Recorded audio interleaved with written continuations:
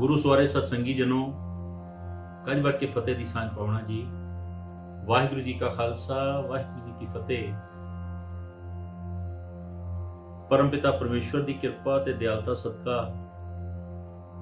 आप संगतां दे रूबरू होण दा एक बारी फिर समा प्राप्त होया। दास वडभागी है जो गुरु नानक दे दरों घरों बख्शियां होयां दे नाल विज्ञान दे इस युग विच टैक्नोलॉजी दे राहीं मेले हो जाते ने, विचारां दी सांझ हो जाती है। पिछले कुछ समय तो अमृत दी उस दात दे संबंध विच जो सतगुरु कलगीधर पातशाह ने खालसे नूं बख्शिश की, एक प्रकरण साझा हो रहा है। अमृत की है? सिख दे लई अमृत छकना जरूरी क्यों है? अमृत दे 4 अखर किहड़ी परिभाषा नूं बयान करदे ने? कि आम बंदे ने अमृत नूं केवल मिठा पानी तो नहीं समझिया, आखिर अजोके समय का सिख अमृत की मर्यादा तो बेमुख क्यों हो गया? कई प्रकार के बहाने केवल इसलिए कि अमृत ना छकना पवे, आखिर क्यों? इन्हां सारियां गल्लां दे जवाब गुरमत दे आशे अनुसार इतिहासक पक्षों आप जी दे नाल सांझ पा सकां। सो आप जी ने पिछली वीडियोज दे विच इस विचार नूं सरवण कीता ते असीस बख्शिश कीती। अमृत लफज 4 अखरां नूं जोड़ के बनिया ऐड़ा मामा ररा तता। इन्हां अखरां दी विचार जिन्हां दे विचों अमृत दी परिभाषा प्रगट हुंदी है, आप जी सरवण कर चुके हो। गुरबाणी दे विच किन्हां दातां दे लई सतगुरां ने अमृत लफज वरतिया है, यह भी विचार आप जी ने सरवण कीती। जदों असीं रहत दी परपक्ता दी गल करदे हां, अमृत दा 3जा अखर रारा, रहत दी परपक्ता। ये रहत दी परपक्ता की है? कदे पुरातन रहतनामे पढ़िए जो सतगुरां दे मुबारक रसना चों प्रगट होए, जां सतगुरां दे समकाली सिख कवि विद्वान जिन्हां ने ये रहतनामे लिखे ते सतगुरां ने उन्हां नूं प्रवान करके अपने दस्तखत राहीं उन्हां रहतनामिਆਂ ਦੀਆਂ पंक्तियां नूं प्रवानगी दिती। कलगीधर पातशाह का स्पष्ट फरमान, रहनी रहे सोई सिख मेरा, ओ साहिब मैं उसका चेहरा। पातशाह ने स्पष्ट तौर पर यह गल कह दी, रहत बिना न सिख कहावै, रहत बिना दर चोटां खावै। विचार करिए, सच्चे पातशाह नूं रहत पाउंदी है। रहत मर्यादा दे विच जिउण वाले उच्चे जीवन पाउंदे ने। ये जिहड़ा शरीर का स्वरूप है,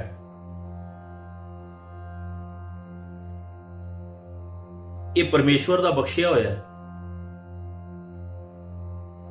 खुला प्रकाश दाड़ा, साबत सूरत, दस्तार सिरा, यह अकाल पुरख परमेश्वर का बख्शिया होया स्वरूप है। सच्चे पातशाह नूं यह स्वरूप बहुत भाउंदा है, पर नाल ही सच्चे पातशाह भी फरमाउंदे ने ਮਾਲਕ ਦੇ ਦਰ ਤੇ ਪ੍ਰਵਾਨ ਉਹ ਹੁੰਦਾ ਹੈ ਜੋ ਮਰਿਆਦਾ ਵਿੱਚ ਵੀ ਪਰਪੱਕ ਹੋਵੇ। ਕੇਵਲ ਬਾਹਰਲਾ ਸਰੂਪ ਨਹੀਂ, ਸਗੋਂ ਮਰਿਆਦਾ ਦਾ ਹੋਣਾ। ਗੁਰੂ ਦਾ ਬਖਸ਼ਿਆ ਹੋਇਆ ਇਹ ਸਾਬਤ ਸਰੂਪ, ਇਹ ਕੁਦਰਤ ਦੀ ਅਨਮੋਲ ਦਾਤ ਹੈ। ਪਰ ਸੱਚੇ ਪਾਤਸ਼ਾਹ ਇਸ ਆਤਮਿਕ ਨਿਖਾਰ ਦੇ ਲਈ ਖਾਲਸੇ ਨੂੰ ਮਰਿਆਦਾ ਦੀ ਬਖਸ਼ਿਸ਼ ਕਰਦੇ। ਤੇ ਮਰਿਆਦਾ ਦੀ ਆਰੰਭਤਾ ਕੀ ਹੈ? ਪ੍ਰਥਮ ਰਹਿਤੀ ਜਾ। ਪ੍ਰਥਮ ਮੀਨਸ ਪਹਿਲੀ ਗੱਲ। ਇਹਦੇ ਵਿੱਚ ਕਿਸੇ ਦੁੱਗੀ ਤਿੱਕੀ ਦੀ ਗੱਲ ਨਹੀਂ ਕੀਤੀ। ਬਾਬਾ ਜੀ ਫਰਮਾਉਂਦੇ ਨੇ, ਜੇ ਸਿੱਖੀ ਵਿੱਚ ਪ੍ਰਵੇਸ਼ ਕਰਨਾ ਹੈ, ਜੇ ਗੁਰੂ ਦੇ ਦਰਸਾਏ ਹੋਏ ਮਾਰਗ ਦੇ ਕਦਮ ਪੁੱਟਣੇ ਨੇ, ਪਹਿਲੀ ਮਰਿਆਦਾ ਖੰਡੇ ਕੀ ਪਾਹੁਲ ਛਕੇ। ਇਹਦੇ ਵਿੱਚ ਸਤਿਗੁਰਾਂ ਨੇ ਕੋਈ ਰਿਆਇਤ ਨਹੀਂ ਦਿੱਤੀ। ਪ੍ਰਥਮ ਰਹਿਤੀ ਹੈ ਜਾਨ, ਖੰਡੇ ਕੀ ਪਾਹੁਲ ਛਕੇ, ਸੋਈ ਸਿੰਘ ਪ੍ਰਧਾਨ ਅਵਰ ਨਾ ਪਾਹੁਲ ਜੋ ਲਏ। ਹੁਣ ਸੱਚੇ ਪਾਤਸ਼ਾਹ ਇੱਥੇ ਪਾਹੁਲ ਦੀ ਗੱਲ ਨੂੰ ਵੀ ਡਿਟੇਲ ਦੇ ਨਾਲ ਸਮਝਾਉਂਦੇ ਨੇ, ਕਿਤੇ ਕੋਈ ਟਪਲਾ ਨਾ ਖਾ ਜਾਏ। ਕਿਸੇ ਡੇਰੇ ਦੀ, ਕਿਸੇ ਦੁਨਿਆਵੀ ਸਾਧ ਦੀ ਗੱਲ ਨਹੀਂ ਕੀਤੀ। ਮਰਿਆਦਾ ਸ੍ਰੀ ਅਕਾਲ ਤਖਤ ਸਾਹਿਬ ਜੋ ਉੱਤਮ ਮਰਿਆਦਾ ਹੈ, ਆਪੋ ਆਪਣੀ ਥਾਂ ਸਭ ਮੁਬਾਰਕ ਨੇ। ਸਿੱਖ ਨੇ ਕਿਸੇ ਦੀ ਨਿੰਦਿਆ ਨਹੀਂ ਕਰਨੀ, ਪਰ ਸਤਿਗੁਰਾਂ ਵਰਗਾ ਤੇ ਦੂਜਾ ਕੋਈ ਨਹੀਂ ਨਾ ਹੋ ਸਕਦਾ। ਇਸ ਲਈ ਬਾਬਾ ਜੀ ਫਰਮਾਉਂਦੇ ਨੇ, ਮਰਿਆਦਾ ਦੇ ਧਾਰਨੀ ਹੋਣਾ, ਖੰਡੇ ਦੀ ਪਾਹੁਲ ਛਕਣੀ। ਤੇ ਖੰਡੇ ਦੀ ਪਾਹੁਲ ਕਿਸੇ ਦੁਨਿਆਵੀ ਹੱਟੀ ਚੋਂ ਨਹੀਂ ਮਿਲਣੀ, ਕਿਸੇ ਮੌਲ ਚੋਂ ਨਹੀਂ ਲੱਭਣੀ। ਗੁਰੂ ਗ੍ਰੰਥ ਸਾਹਿਬ ਦੀ ਸ਼ਰਨ ਆਉਣਾ ਪੈਣਾ ਤੇ ਪੰਜਾਂ ਪਿਆਰਿਆਂ ਦੇ ਪਾਸੋਂ ਇਹ ਦਾਤ ਪ੍ਰਾਪਤ ਕਰਨੀ। ਪਾਂਚ ਸਿੰਘ ਅੰਮ੍ਰਿਤ ਜੋ ਦੇਵੈ, ਤਾਂ ਕੋ ਸਿਰ ਧਰ ਛਕ ਪੁਨ ਲੇਵੈ। ਇੱਥੇ ਹੀ ਬਸ ਨਹੀਂ, ਪੁਨ ਮਿਲ ਪਾਂਚੋਂ ਰਹਿਤ ਜੋ ਭਖ ਹੈ, ਤਾਂ ਕੋ ਮਨ ਮੈਂ ਦ੍ਰਿੜ ਕਰ ਰੱਖ। ਪੰਜ ਪਿਆਰੇ ਜਦੋਂ ਧੰਨ ਗੁਰੂ ਗ੍ਰੰਥ ਸਾਹਿਬ ਦੀ ਹਜ਼ੂਰੀ ਵਿੱਚ ਮਰਿਆਦਾ ਅਨੁਸਾਰ ਅੰਮ੍ਰਿਤ ਦਾ ਬਾਟਾ ਤਿਆਰ ਕਰਦੇ ਨੇ, ਪੰਜ ਚੂਲੇ ਕਲਗੀਧਰ ਪਾਤਸ਼ਾਹ ਦੀ ਆਗਿਆ ਅਨੁਸਾਰ ਅੰਮ੍ਰਿਤ ਅਬਲਾਖੀ ਨੂੰ ਛਕਾਏ ਜਾਂਦੇ ਨੇ, ਤਾਂ ਜੇ ਅੰਮ੍ਰਿਤ ਸਰੀਰ ਵਿੱਚ ਪ੍ਰਵੇਸ਼ ਕਰ ਜਾਵੇ। ਪੰਜ ਚੂਲੇ ਨੇਤਰਾਂ ਵਿੱਚ ਪਾਏ ਜਾਂਦੇ ਨੇ, ਤਾਂ ਜੇ ਗੁਰੂ ਦੀ ਕਿਰਪਾ ਸਦਕਾ, ਗੁਰੂ ਦੀ ਸ਼ਰਨ ਆਇਆ, ਇਹ ਨੇਤਰ ਵੀ ਅੰਮ੍ਰਿਤਮਈ ਹੋ ਜਾਣ। ਤੇ ਪੰਜ ਚੂਲੇ ਕੇਸਾਂ ਵਿੱਚ ਪਾਏ ਜਾਂਦੇ। ਇਸ ਸੀਸ ਦੇ ਵਿੱਚ ਜੋ ਮਤ ਹੈ ਉਹ ਵੀ ਗੁਰੂ ਵਾਲੀ ਹੋ ਜਾਵੇ। ਖੇਡ ਕੈਸੀ ਬਣੀ। ਇਸ ਤੋਂ ਉਪਰੰਤ ਉਹ ਪੰਜ ਪਿਆਰੇ ਜੋ ਗੁਰੂ ਦੀ ਦਰਸਾਈ ਹੋਈ ਮਰਿਆਦਾ ਨੂੰ ਦ੍ਰਿੜ ਕਰਵਾਉਂਦੇ ਨੇ, ਧਿਆਨ ਨਾਲ ਸੁਣਨਾ। ਪੁਨ ਮਿਲ ਪਾਂਚੋ ਰਹਿਤ ਜੋ ਭਖ ਹੈ, ਤਾਂ ਕੋ ਮਨ ਮੈਂ ਦ੍ਰਿੜ ਕਰ ਰੱਖ। ਕਿਉਂਕਿ ਰਹਿਤ ਦੀ ਪਰਪੱਕਤਾ ਦੀ ਗੱਲ ਹੋ ਰਹੀ ਹੈ। ਸਤ ਸੰਗੀਓ, ਸਾਡੇ ਪਰਿਵਾਰਾਂ ਦੇ ਵਿੱਚ ਘੱਟੋ ਘੱਟ ਰਹਿਤ ਮਰਿਆਦਾ ਦਾ ਉਹ ਖਰੜਾ, ਜਿਸ ਨੂੰ ਅਸੀਂ ਸ੍ਰੀ ਅਕਾਲ ਤਖਤ ਸਾਹਿਬ ਦੀ ਮਰਿਆਦਾ ਕਹਿੰਦੇ ਹਾਂ, ਜ਼ਰੂਰ ਹੋਵੇ, ਤਾਂ ਜੋ ਅਸੀਂ ਆਪ ਉਸ ਮਰਿਆਦਾ ਤੋਂ ਜਾਣੂ ਹੋ ਸਕੀਏ ਤੇ ਆਪਣੀ ਅਗਲੀ ਪੀੜ੍ਹੀ ਨੂੰ ਗੁਰਮਤ ਦੇ ਆਸ਼ੇ ਅਨੁਸਾਰ ਜਾਣੂ ਕਰਵਾ ਸਕੀਏ। ਦੁਨਿਆਵੀ ਲਿਟਰੇਚਰ, ਇਤਿਹਾਸਕ ਕਿਤਾਬਾਂ, ਹੋਰ ਭਲੀਆਂ ਪੁਸਤਕਾਂ ਮੁਬਾਰਕ ਨੇ, ਪਰ ਘੱਟੋ ਘੱਟ ਹਰ ਇੱਕ ਸਿੱਖ ਨੂੰ ਰਹਿਤ ਮਰਿਆਦਾ ਦਾ ਖਰੜਾ, ਉਹਦੀ ਜਾਣਕਾਰੀ ਜ਼ਰੂਰ ਹੋਵੇ। ਜਿਸ ਦੇ ਸਦਕੇ ਗੁਰੂ ਦੇ ਦਰੜਾਏ ਹੋਏ ਮਾਰਗ ਤੇ ਕਦਮ ਪੁੱਟਿਆ ਜਾ ਸਕੇ। ਕੇਸਾਂ ਦਾ ਸਤਿਕਾਰ, ਰੋਮਾਂ ਦਾ ਸਤਿਕਾਰ, ਪੰਜ ਕਕਾਰਾਂ ਦੀ ਮਹੱਤਤਾ ਜਦੋਂ ਤੱਕ ਸਾਡੇ ਜੀਵਨ ਵਿੱਚ ਦ੍ਰਿੜ ਨਹੀਂ ਹੋਈ, ਕਦਮ ਕਦਮ ਤੇ ਗਲਤੀਆਂ ਹੋਣਗੀਆਂ, ਕਦਮ ਕਦਮ ਤੇ ਗੁਰੂ ਤੋਂ ਬੇਮੁਖ ਹੋਵਾਂਗੇ। ਪਾਤਸ਼ਾਹ ਫਰਮਾਉਂਦੇ, ਜੇ ਕੋ ਗੁਰ ਤੇ ਬੇਮੁਖ ਹੋਵੇ, ਬਿਨ ਸਤਿਗੁਰ ਮੁਕਤ ਨਾ ਪਾਵੇ। ਪਾਵੇ ਮੁਕਤ ਨਾ ਹੋਤ ਹੈ, ਕੋਈ ਪੁੱਛੋ ਵਿਵੇਕੀਆਂ ਜਾਏ। ਅਨੇਕ ਜੂਨੀ ਭਰਮ ਆਵੇ, ਬਿਨ ਸਤਿਗੁਰ ਮੁਕਤ ਨਾ ਪਾਏ। ਅਖੀਰ ਮੁਕਤੀ ਦਾ ਦਾਤਾ ਕੇਵਲ ਪਾਰ ਬ੍ਰਹਮ परमेश्वर है, समर्थ गुरु है। ऐसे गुरु को बल बल जाइए, आप मुक्त मोहे तारे। मुक्ति केवल वही बख्शिश कर सकता है जो आप मुक्त होवे। आप मुक्त मुक्त करे संसार, नानक तिस जन को सदा नमस्कार। सो इस मर्यादा नूं दृढ़ करिए।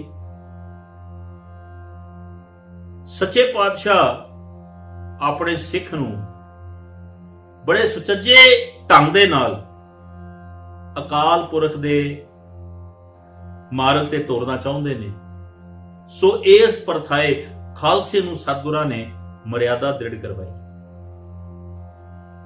केसां दा सत्कार करिए। निता प्रति केसां दे विच काठ दा कंगा, किसी होर धात, हाथी दंद या किसी होर प्रकार दा नहीं, लकड़ दा कंगा। रहत मर्यादा दा बचन। कंगा दोनों वक्त करे, पाग चुने करवांदे। दातन नीत करे, नै दुख पावे लाल जी। पग नूं निता प्रति बड़े सत्कार दे नाल, सुचतम दे नाल सीस ते सजाउणा। दस्तार नूं टोपी वांग पाना जां लाना नहीं। एक एक मर्यादा बड़ी उत्तम है। इस मर्यादा दे परथाए ये अमृत दा प्रकरण जो आप जी सरवण कर रहे हो, बार बार जिक्र करांगे क्योंकि अमृत दा संबंध ही रहत मर्यादा दे नाल है। सो सतगुर सच्चे पातशाह किरपा करन, मर्यादा नूं जीवन विच परपक्क करिए। गुरसिख दे लई अमृत वेले दीआं बाणीआं दा नितनेम लाजमी है। इहदे विच सतगुरां ने कोई छूट नहीं दित्ती। ते नाल ही संध्या समय रहरास, सौण वेले सोहिला साहब दी बाणी, यह नित दा नियम होवे क्योंकि यह मर्यादा दा हिस्सा है। झूठ नहीं बोलना,